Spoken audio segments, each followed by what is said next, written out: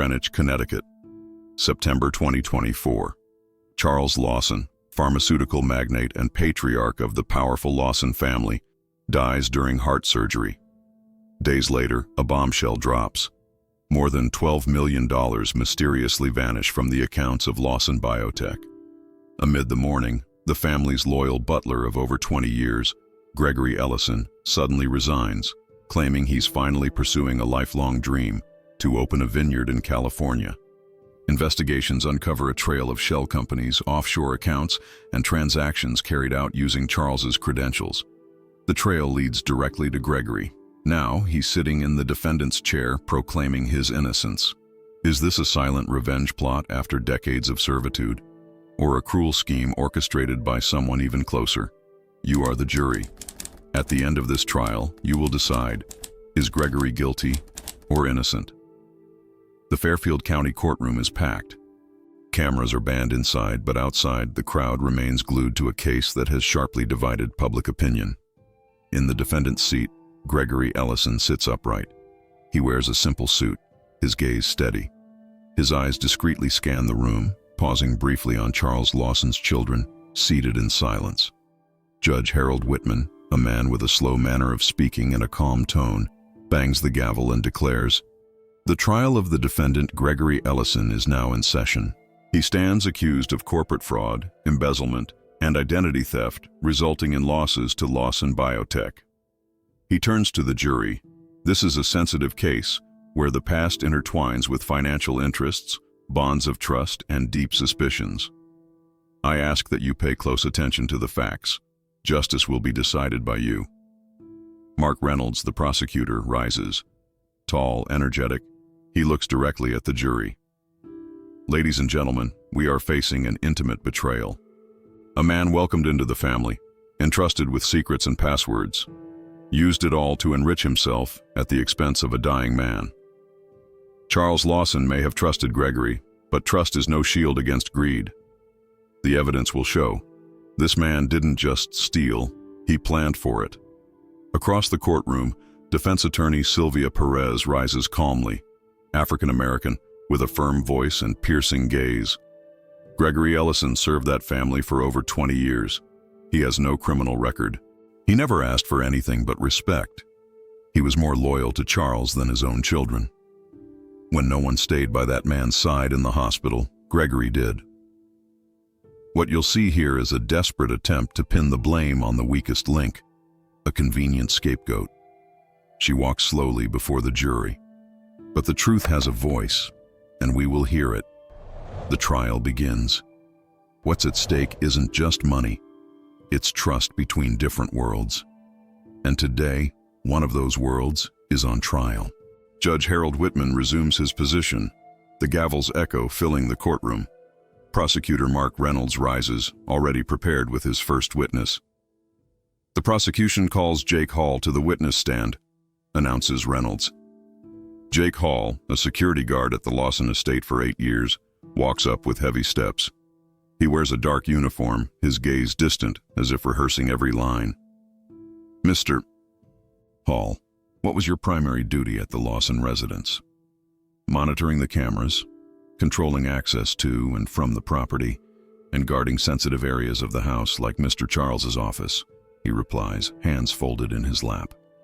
Reynolds paces slowly before the jury. Were you on duty during the night shifts in August? Yes, sir. Almost every day that month. On the night of August 10th, you reported seeing something unusual. Can you describe what you saw? Jake takes a deep breath. Around 2 in the morning, I noticed movement in the upstairs hallways. I grabbed the portable monitor and saw Mr. Gregory leaving Charles's office with a folder. It was a leather folder, the kind Charles used for important documents. It wasn't normal to see the butler there at that hour. Did he say anything to you? No. Just nodded at me and walked toward his quarters. Reynolds turns to the jury. Ladies and gentlemen, that was the first piece of a puzzle. Gregory was somewhere he shouldn't have been, carrying something that didn't belong to him. The defense remains silent for now. Sylvia Perez quietly takes notes, waiting for her moment. The next witness is digital forensics expert Professor Alan Weiss, says Reynolds. The man who enters is balding, wears thick glasses, and speaks with a faint Eastern European accent. He sits and adjusts his papers. Professor Weiss, you analyzed the electronic devices belonging to Charles Lawson. What did you find? After a full review of the deceased's computers and phones, we detected login activity that didn't match his normal patterns. Most occurred between midnight and 5 a.m., using IPs linked to the router located in the servants' wing, Weiss explained. Reynolds reinforces. In other words, access made using the same Wi-Fi network Gregory had in his quarters? Exactly. We also examined digital signatures on banking transfer documents. Weiss continues. All signed by a supposed Charles L. Watson. The digital signature matched Charles's personal computer certificate, but the files were created and sent from a different device. Again, one connected to the same Wi-Fi network. The prosecutor smiles faintly. And where was this other device found? It was a laptop discovered in Gregory's quarters. It contained encryption software, anonymous file transfer programs, and deleted logs of access to offshore bank accounts. Murmurs ripple through the crowd. In the back, members of the press jot down notes quickly. Reynolds presses on without pause. Professor, in your expert opinion, does this type of operation require advanced knowledge? It requires planning, yes. None of this was accidental. The judge calls for silence as whispers spread. Thank you, Professor. Finally, I'd like to present documentary evidence, says Reynolds, approaching the prosecution's table. He displays a series of printed records to the jury. These are bank transfers made between April and August. The recipients, newly established companies in the Cayman Islands, British Virgin Islands, and Malta, all under the name C.L. Watson. Some of these companies don't even have physical offices. They're what we call shell companies. He then presents a simple graph showing the flow of funds. In total, $12,300,000 were drained from Lawson Biotech's operating accounts, moved gradually in small amounts to avoid detection, a quiet, methodical, and cruel scheme. Gregory, seated beside his lawyer, remains still. His eyes, slightly glazed with emotion, stay fixed on the images. The prosecutor steps forward, voice more solemn. Now I call the testimony of Derek Lawson, the victim's eldest son. Derek enters like a man stepping onto a stage, fitted suit, perfectly combed hair. He sits, adjusting his tie before being greeted. Mr. Lawson, how would you describe your father's relationship with Gregory? Strange, to say the least, he replies. My father treated Gregory like family. He often defended him more than he did us, his children. It was frustrating. Were you aware of any financial movements before your father's death? No. My sister and I found out 3 days after the funeral. And what did you think when you learned Gregory resigned immediately after the burial? That it was a flight, guilt, cowardice. He knew something was about to explode. The defense attorney makes a small note and watches the prosecutor closely. Reynolds continues. Can you speak to Gregory's access to your father's personal documents? He had access to everything. Safes, passwords, correspondence. My father used to say he only trusted him. But now we know that was a tragic mistake. Reynolds signals to the judge and wraps up. Ladies and gentlemen of the jury, you've heard the data, seen the documents, listened to the security guard, the expert, and even the victim's own son. Gregory Ellison had the motive, unrestricted access. He had the opportunity, early mornings while the old man was sedated or asleep, and he had the means, the knowledge and tools to execute the scheme. He fixes his eyes on the jury. What looks like loyalty may be the perfect disguise for betrayal. As the prosecution rests its case, the judge strikes the gavel. The court will now proceed to the defense presentation. The prosecution will have its chance to respond after the arguments are made. Gregory takes a deep breath and closes his eyes for a moment. The weight of the accusations is immense, but the battle is only beginning.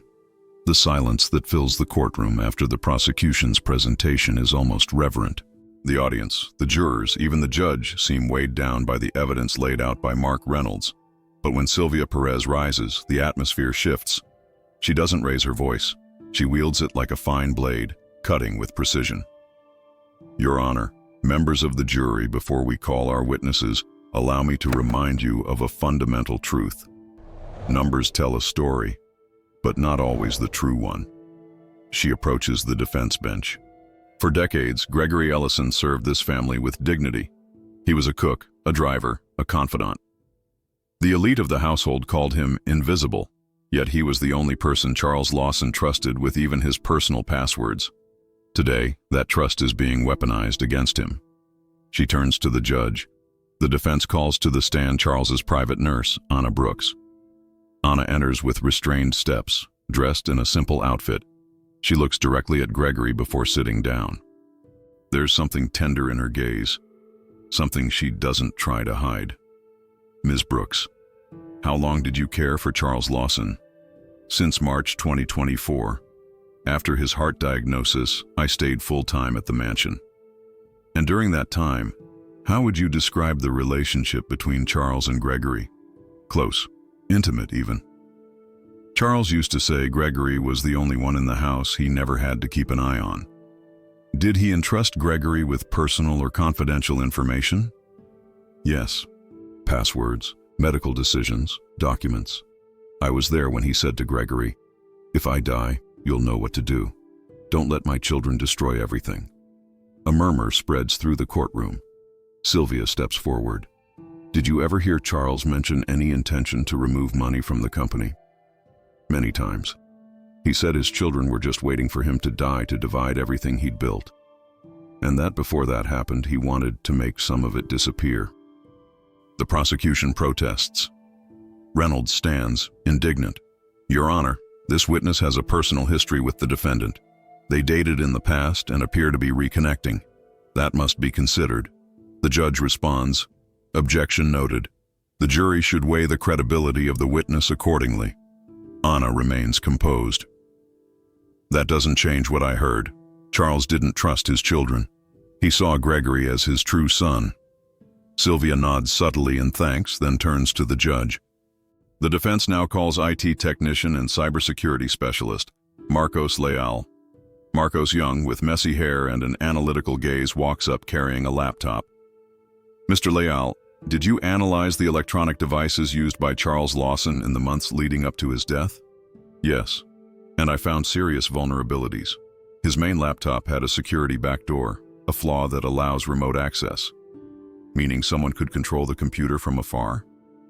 Yes, there were signs of external access attempts. The firewall had been disabled for several hours on more than one occasion. Could this explain why digital signatures appeared to come from Charles's computer, but were traced to another location? It's possible. Someone with the right knowledge could simulate a digital signature without needing direct physical access to the laptop. Sylvia walks slowly across the courtroom, letting the words sink in. So what the prosecution has presented as irrefutable digital evidence could have been a coordinated attack. A setup using the very passwords Charles shared with Gregory, but which could have been copied by anyone with access to the house. She stops in front of the jury. Like, for instance, Derek Lawson. Mark Reynolds leaps to his feet. Objection, speculative. I'm simply previewing what the next piece of evidence will show, Your Honor, says Sylvia calmly. The judge allows her to proceed. The defense calls the defendant, Gregory Ellison, to the stand. The room goes completely silent. Gregory stands and walks to the center with the quiet dignity of someone long accustomed to moving unnoticed. Now, all eyes are on him. Mr. Ellison, why did you choose to leave your job after Charles's funeral? Because my purpose there was fulfilled. Charles was gone. I'd spent my entire life guarding secrets that weren't mine. It was time to chase my dream. I wanted to open a vineyard in Napa Valley. He knew that. It was a promise I made to myself when I was young. Did you steal money from Lawson Biotech? Gregory closes his eyes briefly before answering. No, I didn't need to. Charles knew what he was doing. He moved some of that money. And yes, he used my name on some things because he trusted I wouldn't let it be discovered without reason. But I didn't create shell companies. I wouldn't even know how to do that on my own. Sylvia approaches. Did you feel betrayed? Being accused by people who've known you for over 20 years? He swallows hard. I served that house more than his own children did. When Charles was in the ICU, I slept on the hospital floor.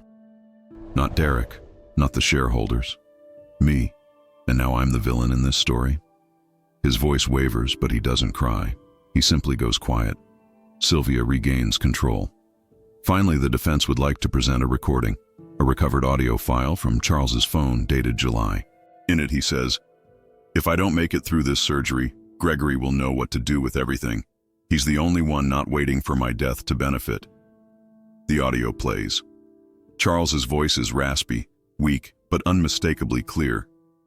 The room listens in absolute silence.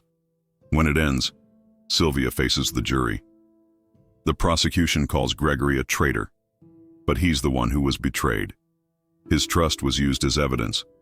His closeness turned into suspicion. But that closeness was love. It was loyalty. And now they twist it into a crime. She turns to the judge. The defense rests. The judge takes a deep breath, makes a note, and ends the session. The jury remains silent, some visibly moved. This is no longer just a question of numbers. It's a battle between trust and suspicion, between someone who seems guilty and someone who might just be another victim in a much larger game. The courtroom clock nears 11 a.m. when Judge Harold Whitman announces, "We now move to the phase of closing arguments and rebuttals.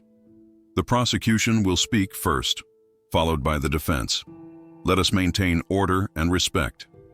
Prosecutor Mark Reynolds rises with the energy of a man convinced he's already won.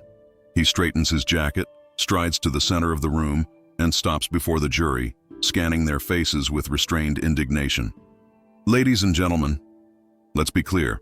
The defense wants to turn this into a Shakespearean drama, a tale of loyalty, betrayal, and honor. But this court doesn't judge emotions. It judges facts." He raises a printed document. This is the record of access to Lawson Biotech's account at 3:42 a.m. on July 28th. A transaction was digitally signed by Charles L. Watson. The IP?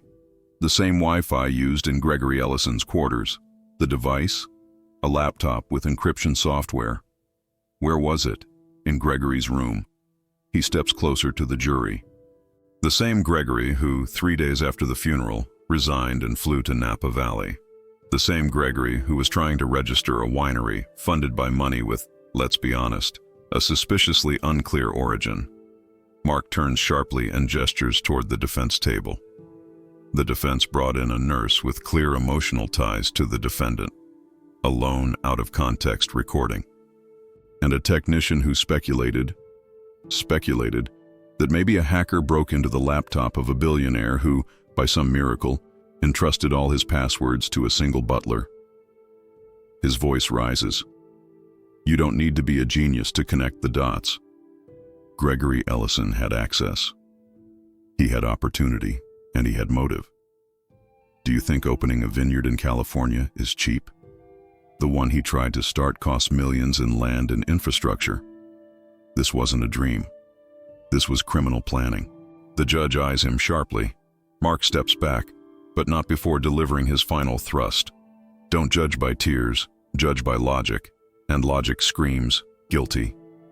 The courtroom exhales. Some jurors exchange quiet glances. Defense attorney Sylvia Perez rises with deliberate calm. She walks to the center of the courtroom like someone who carries an uncomfortable truth, one too subtle for eyes accustomed to the obvious. Ladies and gentlemen of the jury, tell me, in what world does a black man, the son of Jamaican immigrants, who spent 20 years opening doors and pouring tea, managed to single-handedly operate an international money laundering scheme? She stops. The silence is absolute. Gregory didn't gain access to Lawson Biotech's systems out of power. He had access because Charles trusted him more than his own children. That doesn't make him a criminal. It makes him loyal. She spins on her heel, mimicking Mark's gesture, and raises a paper. Here's the report from tech expert Marcos Leal. It details external access attempts, firewall shutdowns, vulnerabilities. This means anyone with the right skills could have faked a digital signature. And you know who had the skills, the motive, and a history of debt with loan sharks? She turns to Derek Lawson. He avoids her gaze. Derek. The same Derek seen entering Charles's office wearing gloves in August, a detail the security guard finally admitted when pressed. The same Derek who knew Charles's trust in Gregory and who wouldn't hesitate to weaponize it against him. Sylvia now addresses the jury like familiar friends. Charles was tired, sick, disappointed in his children. In the recording, he said Gregory was the only one he trusted. That's not a loose piece of evidence. It's the one thread of truth that escaped manipulation. She points at Gregory, who sits silently. Look at him. This man built a life with patience and dignity. He endured in silence. He bore the stares, the orders, the indifference. Do you really believe he'd throw all that away to become a digital criminal overnight? Or is he just the perfect target for a sabotage orchestrated from within the Lawson family? She steps back, takes a deep breath, and concludes, "Don't let the greedy Butler narrative blind you. That's convenience. And convenience is not proof." Mark Reynolds stands abruptly. "Your Honor, with your permission, the prosecution would like to offer a rebuttal." "Granted," says the judge. Reynolds steps forward again. The defense wants to flip the logic, to say that because Gregory is quiet, reserved, that means he couldn't have done this. But that's exactly what makes it plausible. He knew no one would suspect him. He had time, access, and by all appearances, help. His tone sharpens. That nurse the defense brought forward isn't just emotional. She's possibly complicit. They've reconnected, according to early investigations. She could have assisted with documents and transfers. And let's be honest, the idea that Charles wanted to hide money from his kids? There's no record of that. Only her word. He points at Gregory. This man planned everything, and now he hides behind a victim's mask. Sylvia stands immediately. Your Honor, the defense requests to present one final statement to the jury. The judge nods. The prosecution speaks of planning. But let's be clear, nothing, absolutely nothing, presented so far physically links Gregory to the transactions. No fingerprints, no footage, no handwritten signature, just digital records, fragile and easily manipulated. She holds up an envelope submitted earlier by an anonymous witness. And what about this? An email in which Derek threatens to make Gregory pay if he's cut from the will. This document, verified by forensic experts and received just hours ago, reveals who truly had anger, bitterness, and fear of being disinherited. She looks at the jury one last time. This case isn't about penal codes. It's about who's easiest to blame. And today, Gregory Ellison stands accused not for what he did, but for being the most trusted man in the house, and also the most alone. The judge brings down the gavel. The court will now enter final review of arguments. The verdict will rest with the jury. The air is heavy with unspoken tension. But for now, only silence remains. The silence of unanswered questions. The courtroom is wrapped in a dense silence, as if even the air is holding its breath. Judge Harold Whitman adjusts his glasses, flips calmly through his notes, and steps forward to the bench. His voice is low and solemn, weighted with the gravity of someone about to bring meaning to days filled with tension and uncertainty. Ladies and gentlemen of the jury, Mr. Ellison, Prosecutor Reynolds, Counselor Perez, the trial we have witnessed these past days is not merely about documents and figures. It is about trust, power dynamics, and the delicate boundaries between loyalty and betrayal. He places the papers gently on the desk, intertwining his fingers. The defendant, Gregory Ellison, stands accused of embezzling over $12 million from Lawson Biotech. The prosecution contends that he, having direct access to Charles Lawson's passwords and documents, exploited that trust to orchestrate a complex scheme involving shell companies and international bank transfers, operating under the fabricated name Charles L. Watson. The judge then turns to the jury. In response, the defense presented a narrative rooted in years of loyalty, evidence of technological vulnerabilities that could allow remote access to Mr. Lawson's system, a recording in which Charles expressed his deep trust in Gregory, and testimony suggesting Charles himself had considered moving funds before his children could seize them. He pauses meaningfully. We also heard of Derek Lawson, the direct heir, burdened with massive gambling debts and motives steeped in desperation. A video showed him entering his father's office wearing gloves in the dead of night. And finally, an anonymous piece of evidence was submitted to this court. An email in which Derek, enraged by the prospect of disinheritance, threatens to make Gregory pay for everything. His eyes settle on the defendant. Mr. Ellison, should the jury find you guilty, the sentence for charges of financial fraud, forgery, and embezzlement could reach up to 30 years in prison, in addition to full restitution of the diverted funds. If mitigating circumstances are acknowledged, such as a lack of prior offenses and partial cooperation, the sentence could be reduced to somewhere between 15 and 20 years. Gregory remains still. He doesn't lower his head. He just breathes, eyes locked on an invisible point straight ahead. Now, the decision rests in your hands. You've seen the evidence, heard the witnesses, and witnessed the arguments. Is Gregory Ellison guilty or innocent? What is your verdict? Leave it in the comments.